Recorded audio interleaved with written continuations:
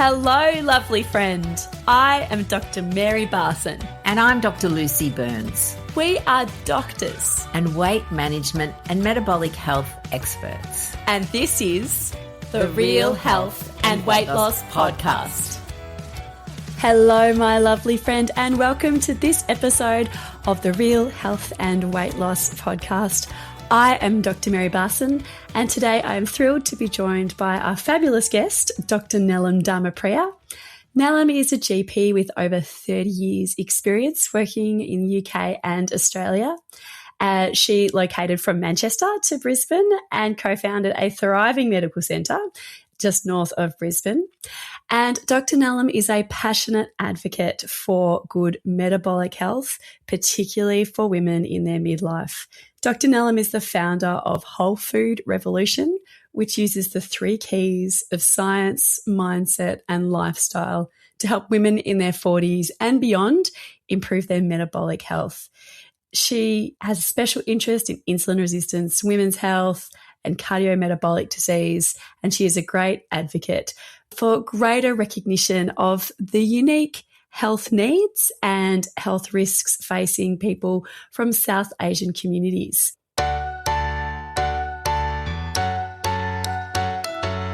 Dr. Nelum Dharmapriya, thank you so much for joining us. I would love it if you could start off by telling our listeners about you and about your story, because it is quite a unique one. Thank you. Thank you so much, Mary, for having me on your show, on your podcast. Yes, so I grew up in Sri Lanka and, eating beautiful, amazing Sri Lankan food.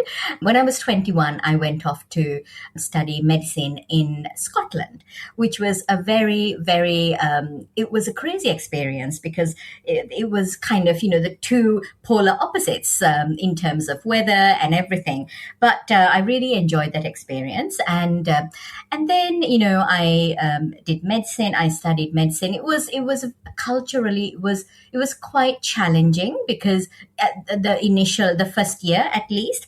But anyway, I think, people who move like this were reasonably adaptable. So kind of I adapted and then went into general practice because I started off wanting to do endocrinology, and I actually did some hospital medicine and then realized, I'd already had my son, my older son by then, and it was a nightmare. It was such a difficult thing to do, to be a junior doctor, doing on calls and studying for exams and caring for a 1-year-old. And then I thought, okay, I think I'm going to do general practice, but I wanted to get my medical exams because I didn't want to get into general practice as I couldn't do that, so therefore I'm going to do this. So I actually got all my MRCP, which is my, specialist exams for, and then decided, right, general practice. And truly, it was the best decision I made. I am made for general practice, and I love it. And so then I was a GP a partner in a practice in the north of England for 7 years. And then we decided that we might, I don't know why we decided. It was just one of those things that happened. My husband and I decided, I think we need to come to Australia because we had some friends who were moving, and it was just one of those things that, and when people ask me, there was no logic to it. It was probably the weather. Yes. It was like, if we're going to go somewhere that is the complete opposite, because we lived in Manchester, and if you know anything about Manchester, it's cold and dreary. We had a great life, but that was the thing so we ended up in Brisbane, and actually we turned up. I think it was the right place at the right time. Brisbane. So this was going back 17 years ago. Brisbane at the time, north of Brisbane in particular, there was a real need for infrastructure, general practices. And where I ended up, there was nothing. I was the first doctor in Narangba, which is only 35 minutes north of Brisbane. For 5 years, they couldn't find a doctor. So, how, I don't know why. So anyway, and so then we realized that there was a real need for GPs and a proper service. So my husband and I then he did a lot of work. We built a practice and we moved into it, and it grew. I mean, we the first day we registered, because there were three of us, because we'd worked together for a few years. We registered 1,000 patients. It was amazing. And then now, I mean, since then, I mean, it's now 13 years. And since then, we've sold it. But I'm still there. It's a beautiful, thriving practice. And so that's the story of my practice journey. I love it. In all of that, Mary, I suddenly in my early 50s, I always thought I was a very healthy individual. I'd always exercise like we're asked to do. I ate the low fat. I did all the things that I thought I was supposed to be doing. But in my early 50s, whatever, I mean, this is the typical story, isn't it? That, I was putting on weight regardless, particularly around my middle, and I was tired, I was irritable. And then, I just couldn't shake this, whatever I did. And it was a friend said to me, and she just made this comment. She said, well, obviously you've got to do something different. Obviously now it makes so much sense, but it's Mary, as doctors, I think sometimes we're pretty narrow-minded in how we think, and we've been given this script of this is what you need to do, this is what you tell your patients, and I couldn't figure out initially what that something different was.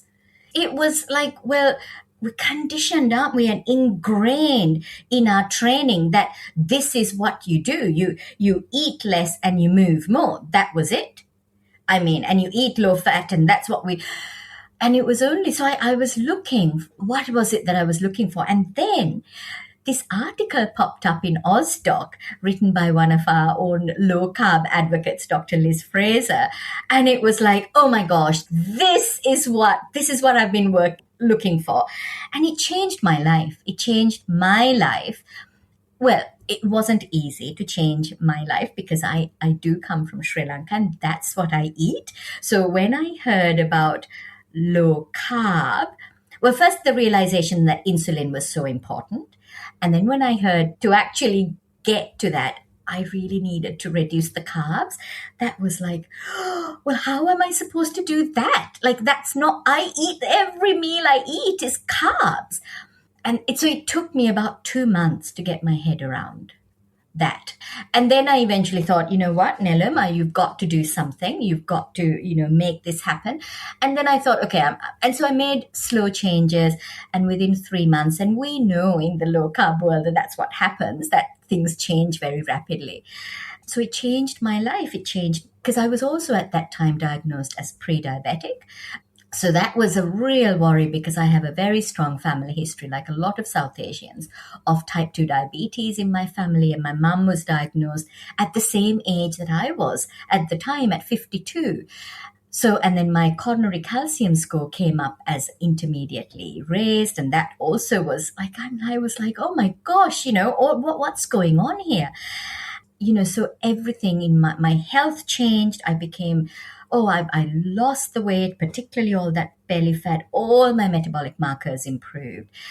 And then I realized I just started looking around me, first at my patients, because a lot of my patients are women between 40 and 70, and we might be culturally different, but that we're presenting with exactly the same problems. And I realized that I had to bring this information to my patients. So I worked really hard. Truly, I worked harder than I worked in all my life to understand for myself and to create a program for my patients. So that's been 5 years now, and I'm loving it. It completely changed the way I practice medicine. That's a beautiful story. I'm sure that adaptability that you talked about, being someone who has gone through such big changes from Sri Lanka to Scotland to GP ownership to Brisbane to selling your GP, that adaptability has served you very well. Can you tell us more about this program that you have and what you do to help your beautiful patients? I've had several variations of this, Mary, because trying to do it within the Medicare system is very tricky, because these appointments, when we're talking about lifestyle, and I don't just talk about food, I talk about all the elements of lifestyle. So sleep, managing stress, movement, inflammation, gut, all of that, you can't do them in a 15-minute appointment. And so I used to have, so this initial iteration of my program was 8 sessions of 45-minute appointments where I taught the science, because I thought I just needed to teach the science. And for a while, that's what I did. And the patients loved it and I loved it. But I work 3 days a week. And if I had, 6 or 7 patients doing this program, well, I couldn't see any other patient. And I realized that it didn't work. So now I've done all kinds of things. So now I've got a more streamlined. So I don't teach the science. Now what I do is I have 3 1-hour appointments. I don't teach the science, but I talk about what to do. And I give them a lot of, handouts and information. And then for anybody who wants a deeper dive into the science or anything else, I then created Whole Food Revolution, which is an online platform. So I work with Ronit, who's a life coach. So we do kind of one-day workshops that are a deep dive into the science, into mindset, into emotional eating. So that's how I now run it. So it's a much better structure. It works for me. It works for my patients. It works for my regular patients, because I'm still a GP. I still do all the GP stuff, which I love, and I don't think I want to give that up. So it's trying to incorporate it all, and it to be cost effective for patients, and it has to also be cost effective for me in the time that I have given to this. So yeah. Absolutely. I love that, how you've managed to marry the two together. It's similar to my story. It's similar to Dr. Lucy's story about how can you make lifestyle medicine work within the confines of, the Australian general practice reality. And we too have moved to an online platform, and we find it really helpful. So can you tell us a bit more about what you do with the Whole Food Revolution? Like what do those workshops look like? So at Whole Food Revolution, so first it was a very interesting transition, Mary. First I thought, because I got so much out of learning the science, that's what I had to do, that I had to just teach the science. And for a year, that's what I did. And then I realized that so my patients would do really well for about 6 months, really well. And then they'd hit a wall. And I couldn't understand why that was. And then the realization that stress and all of that, and then the emotional eating side of things coming in, and, how trauma plays into it, all of that. So then the realization that I had to introduce a component in terms of not just the science, that I had to talk about mindset and managing stress. But this was not an area that I had, obviously in my work as a GP, I do this every day, but to actually, and then that's when I got my friend Ronit, who is a life coach, has been doing this kind of work for such a long time. We got together, and that's how Whole Food Revolution came about. The realization that my feeling is that for sustainable change, that we've got to have 3, what we call the 3 keys, and that's the science, that's the mindset, and lifestyle. So that's what we offer at Whole Food Revolution. Everything that we do is based on those 3 keys. So I teach the science. Ronit is all about mindset. And then together we also have practical, easy lifestyle tips and, how to actually put this into practice. So we run 2 workshops. One is 3 keys to weight loss and wellness. And that's all about the science of food and how to initiate behavior change. And then a full day workshop on emotional eating, which also has the science, but also all of that. And we talk a lot about dysregulated nervous systems and all of that. So, yeah, we enjoy. Yes, it can really bring the fun back to medicine, can't it? When you can see these positive changes. Absolutely, yeah, it has really, yeah. Can you think of any de-identified patient stories or that kind of highlight the wonderful changes that you have seen? Oh, there are so many. Mary. But let's see. Recently, so this lady came to see me. She was a new patient to me in her early 50s, and blood tests revealed a new diagnosis of type 2 diabetes with quite a high HbA1c. And she kind of knew that was where she was heading because she had been feeling very lethargic and she was just so tired, and she had all the perimenopausal symptoms as well. When she came to see me, we talked about this, and, I suggested to her that it was, that I could help her, but that there was going to be a commitment to some kind of lifestyle changes. Because if you always do just what you have always done, you're really not going to get very, very far. And she took this on board, and we initially did all her blood tests, and we had a plan. And then she actually did the 3 Keys to Weight Loss and Wellness workshop. And that really gave her a very good understanding of what the underlying problem was. And she put simple things into place, just prioritizing protein, because that's the first thing that we talk about in terms of simple things to do, at every meal. That easily then, if you prioritize protein, it's much easier to cut down on the carbs. And then she put in also daily meditation. And what was the other thing? There were 3 things that she did that was just really was simple. And then I think it was movement. We got her walking and also doing a little bit of high intensity work. So in that walk that she does, she would do a short 30-second to 1 minute sessions of higher intensity where she was walking really briskly or even running if she could. And just so nothing too dramatic, and really kind of being consistent. And so her HbA1c, I saw her recently, Mary, her HbA1c was 12.6 when she came to see me. Yeah. And she refused. We talked about adding in metformin, because I think metformin is a really good medication for type 2 diabetes, for metabolic health as well. But she declined it. She said, no, can you give me 3 months? I just want to see what I can do. And she came in to see me, I think it must have been 2 weeks ago, and her HbA1c was 6.2. That's amazing, isn't that? It's amazing, absolutely amazing. And so the thing is that we discussed, this is not a 3-month challenge. This is not something that she did for 3 months, okay?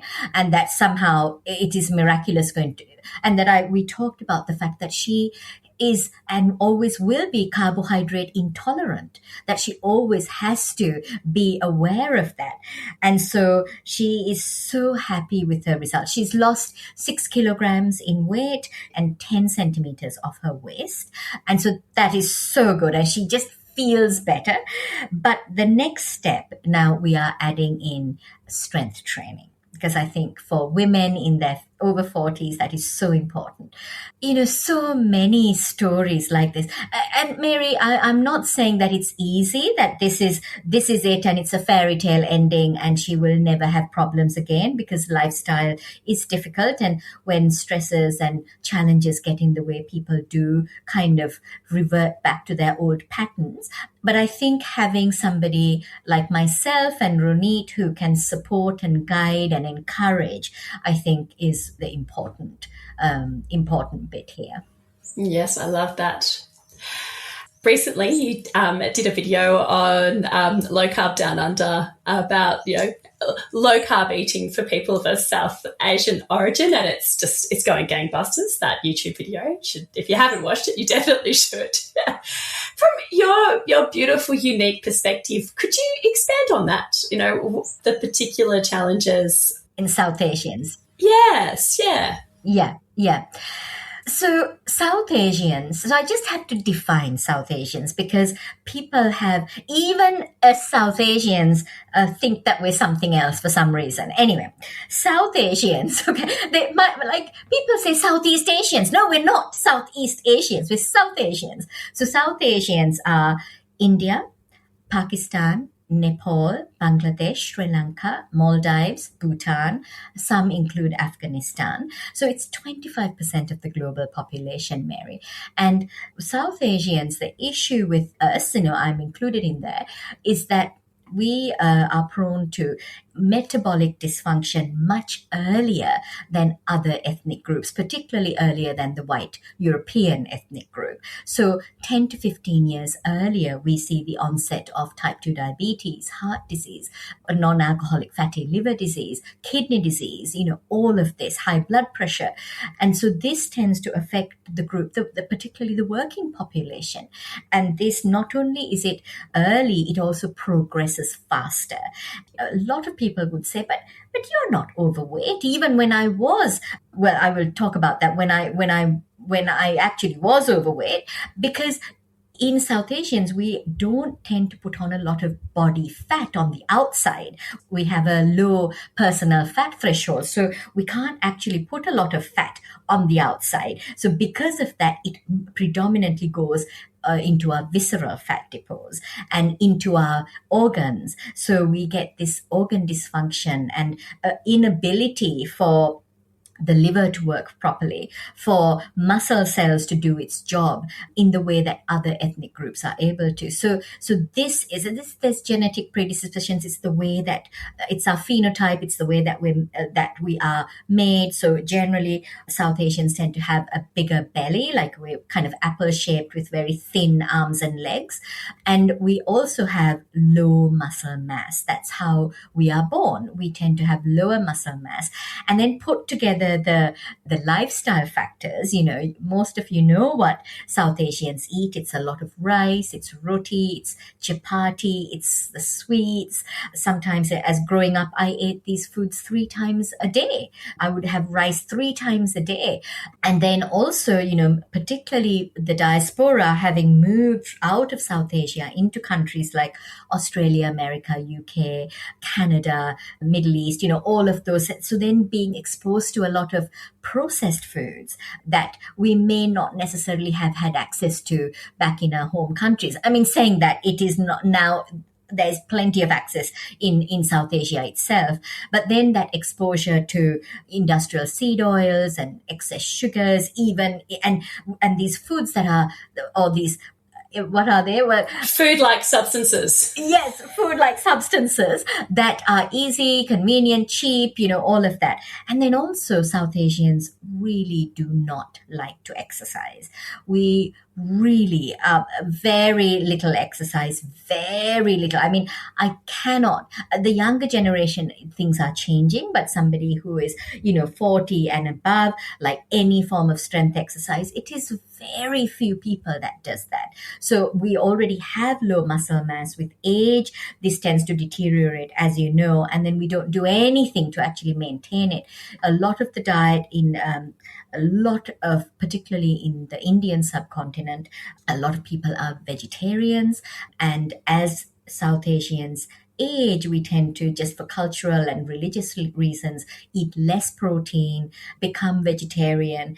Even those eating animal foods don't eat it every day. And so these are all issues. And then the stress side of things, this is, particularly again, that people who migrate, it's about, there is a degree of resilience in this group, but we don't talk about stresses. We don't address it. That's pushed to the back. There's so much else to do. We've got to find a good job. We've got to make sure we make the money. We've got to educate our children. All of those things. We're away from our support networks. And for, a lot of people, it's a different language, a different culture. Things are very different. So all of these things are relevant to why South Asians tend to get metabolic dysfunction so much earlier, and that progression. And the thing is, Mary, what I realized is that in the low carb world, and the metabolic health world, there is so much evidence to suggest that, and we know it works. It works in our individual stories, in our patients, but that this message, and this is what I saw, is that this message hasn't been extended into the South Asians. And if you look at in Australia, let's say, there are lots of clinicians and providers who are South Asian, but we don't talk to our communities. And that's what I found. And I thought, and that became like a mission to me, because, I realized how difficult it was for me. It is not easy to be low carb as a South Asian, because my cultural heritage is very important to me. My community is very important to me, and like a lot of other cultures, we come together over food. That's how we do it, and food is very important. Every gathering is around food, and it is very difficult to gather around food and to say, oh, well, I'm not eating that. It's very hard. And I think, and I don't want to do that. I enjoy my Sri Lankan foods. So to find that balance is not easy. But that's when I kind of came up with the 80-20 rule, that when I'm at home, I eat predominantly low carb. I prioritize protein. I eat low carb. But when I'm out with my family, with my friends, I say to myself, I don't think of it, and this is how I tell my patients as well, don't look at that and say, oh, I shouldn't, but I really want to know. Not like that. You sit down and you think, I am going to enjoy this meal and I am going to savor it. And that makes a difference in how you look at that food. And it doesn't give you that stress reaction and those negative thoughts. You have that, and then you know that tomorrow you can go and just get back to your habits that you have started to put into place. And that realization that for us South Asians, we can't do the things that we keep on doing. We have to put additional things in. So to keep on eating and enjoying the things that we love and our community, we need to put in other things. And that is a little bit of time-restricted eating. And also we have to put in the right form of movement. So that's my mission. It was my mission to try and say to people, you don't need to give up everything you love to be healthy, because that was me. I remember thinking, well, how can I do this? I can't be low carb, but I can with a bit of compromise. Yes, I love that. It's not all or nothing. And that's such a beautiful mind flip to say that you're going to, have this higher carb meal and savor it and enjoy it. And you don't induce that stress response, because when you do induce that stress response, people might just want to hoover it down and pretend it didn't happen, or then get stressed and want to keep eating, and it could trigger our emotional response for food. So that is a beautiful way to phrase it. Yeah. So I think, and that's what I've learned through the journey with Ronit about all the, these thoughts, our thoughts. We think that only we hear it. But what about the millions of cells that hear these negative thoughts and get this threat response, and then kind of are in this, oh my gosh, we've got to do something to keep ourselves safe. So, and I try and explain that to people that I work with, whether it's my patients or people that I work through Whole Food Revolution, that we have to watch the thoughts as well. Yes, thoughts are so powerful. I love that.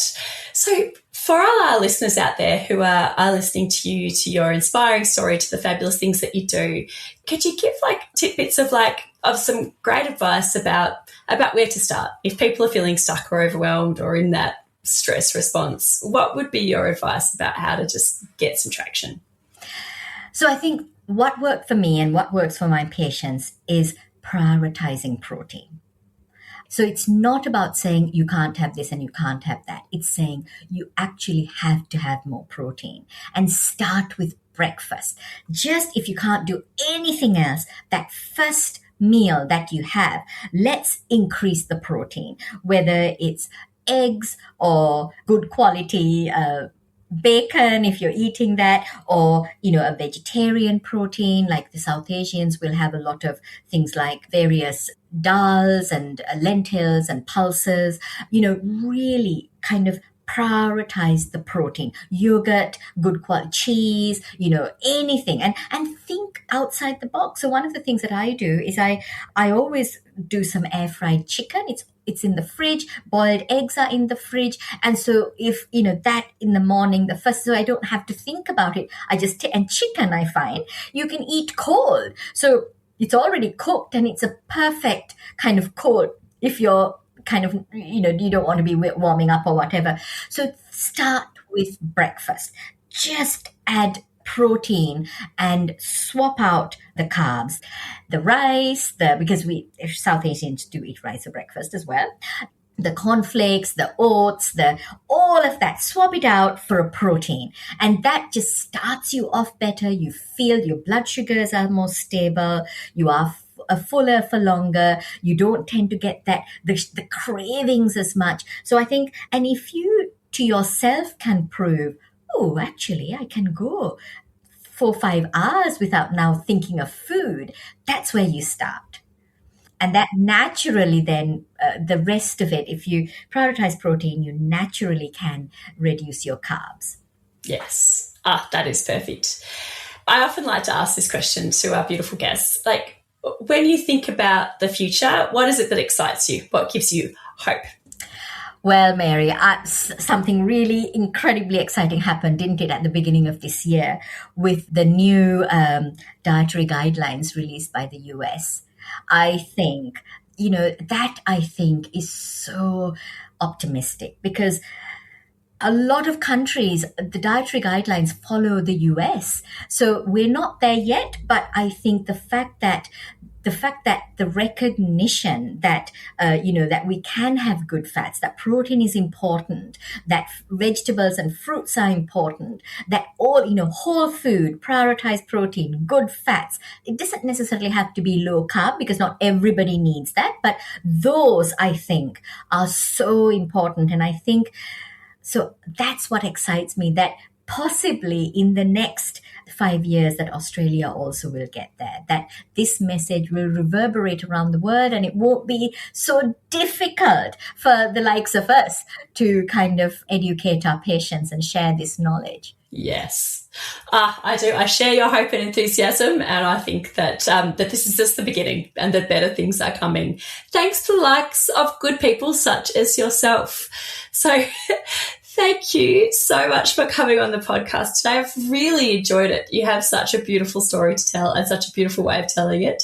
So thank you so much, and I hope that we can have you on again soon. Oh, thank you, Mary. Thank you so much. The information shared on the Real Health and Weight Loss podcast, including show notes and links, provides general information only. It is not a substitute, nor is it intended to provide individualised medical advice, diagnosis, or treatment, nor can it be construed as such. Please consult your doctor for any medical concerns.